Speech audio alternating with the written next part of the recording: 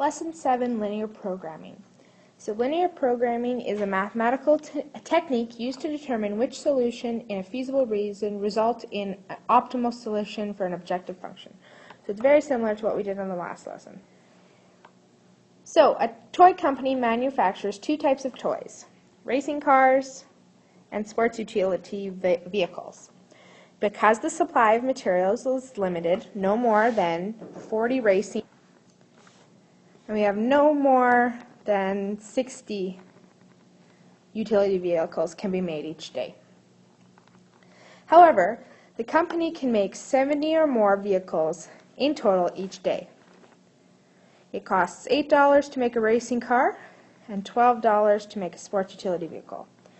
There are many possible combinations of racing cars and sports utility vehicles that could be made. The company wants to know what combinations will result in minimum and maximum costs, and what those costs would be.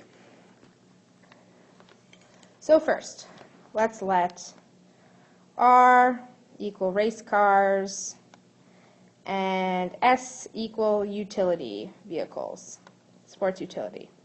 And we know we can't have half of a toy, so they're both elements of whole numbers. And let's draw that onto our X and Y axis. Let's make our X-axis race cars and our Y-axis sports utility vehicles. So first, no more than 40 race cars and 60 sports utility vehicles can be made a day. So we know that R will be less than or equal to 40, and that S will be less than or equal to 60. So we're going to graph R equals 40, and we're going to graph S equals 60. Let's make that red though. So we know it's going to be a solid line because of less than or equal to, and we know it's discrete. And we know same thing for our second line.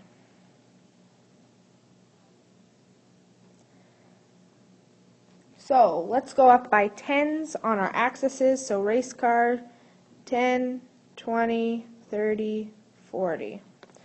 So we're going 10, 20, 30 to draw a straight line going through 40. And it's less than, so we'll shade to the left.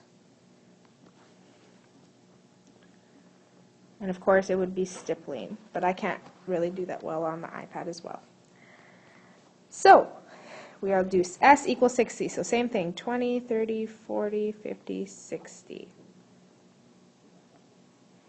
Less than, because it's less than, will be below.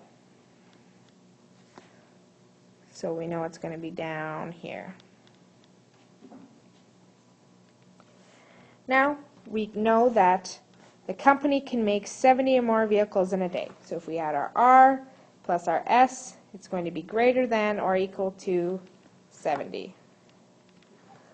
So let's put this into y equals mx plus b form. Our y is S, so S is equal to negative R plus 70.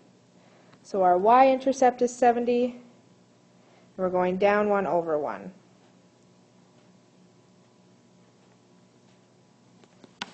And we know it's going to be a solid line, and it is going to be discrete. So solid line, maybe I'll do it in black. Yeah, that's better. And we want to find where we're going to shade. So it's greater than, so it's probably going to be above. So let's try our test point to be, let's try it at 1, 1. Because that would be down here. So 1, 1. So 1 plus 1 is greater than or equal to 70. 2 is not greater than or equal to 70, so we must shade above. So this region right here is what we're looking for, and it should be done with stippling. So it should look like this. Now, our optimal solutions are at all the intersections.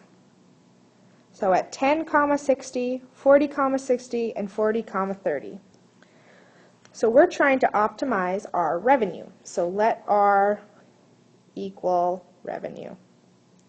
So to find our objective function, so the function that optimizes our revenue, we know we're adding together R's, oh sorry, not revenue, cost. So we're actually finding the cost to make the cars, not how much you're making off of them. So C is equal to $8 for a race car, so 8 times R, plus $12 for a sports utility vehicle, so 12 times S. So what we're going to do is we're going to figure out all of our information for each point that we have. So we have 10, 60, we have 40, 60, and we have 40, 30. So we're going to figure out our costs for each of those points. So C is equal to 8 times 10, because we know it's always R, S, plus 12 times 60. And you should get the cost to equal $800.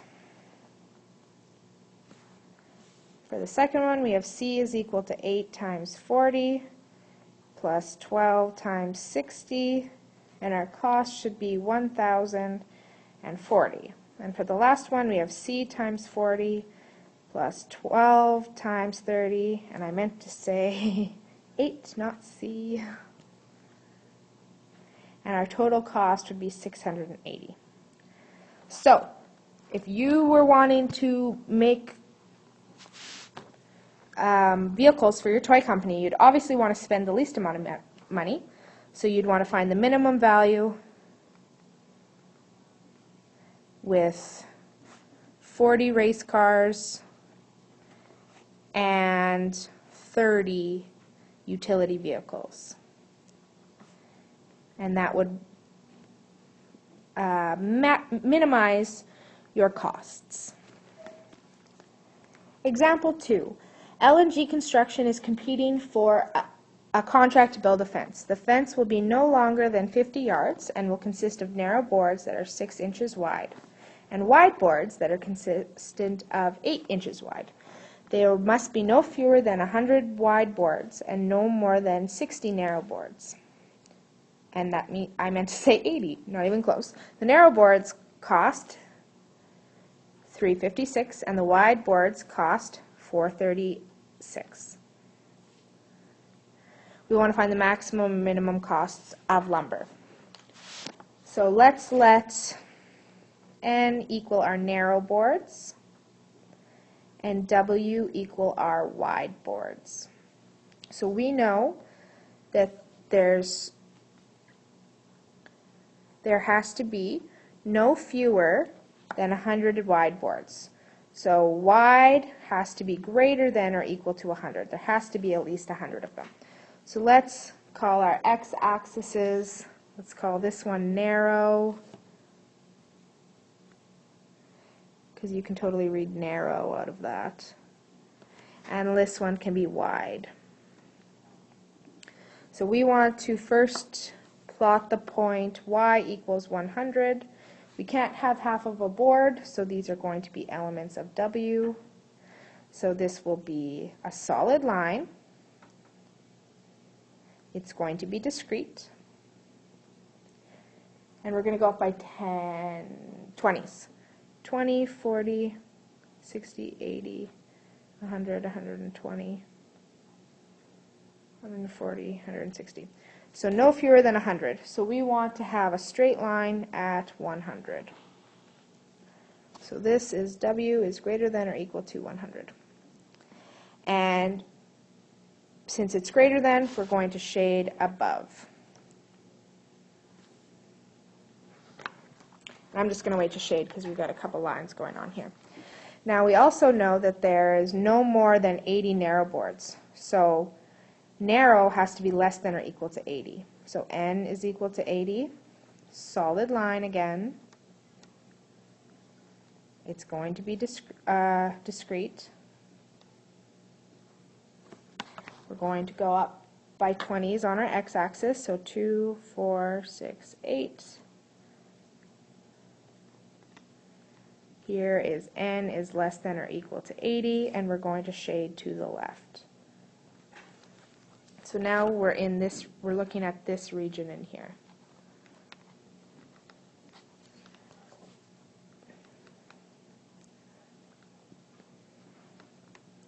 That's where they overlap so far. Now that's not the end of our lines. We also know that our fence has to be 50 yards long. So if we want to change 50 yards to inches, we're going to multiply it by 36. There's 36 inches in a yard. So 50 times 36 is 1,800. So when we add up our boards, the narrow plus the wide, it's going to make 1,800. And it's no longer than that, so less than or equal to. Our narrow boards are 6 inches, and our wide boards are 8 inches. So there's our next line. So let me just erase some stuff. So we want to graph this line, so we're going to find our n-intercept. So w is equal to 0, so 6n plus 8 times 0 is equal to 1,800 divided by 6. And n is equal to 300. So we have a point at 300, comma, 0. So we're going up by 20s, 40, 60, 80, 100, 20, 40, 60, 80, 200, 20, 40, 60, 80, 300. There's our point. Now we're going to find our w-intercept, so n is equal to 0, so 6n plus 6 times 0 plus 8w is equal to 1,800, divide by 8, and w is equal to 225. So we have a point at 0, comma 225. So 60, 80, 225, right in here. Now we know it has a solid line because of this, and we know that it is discrete. So we're going to draw our line in here.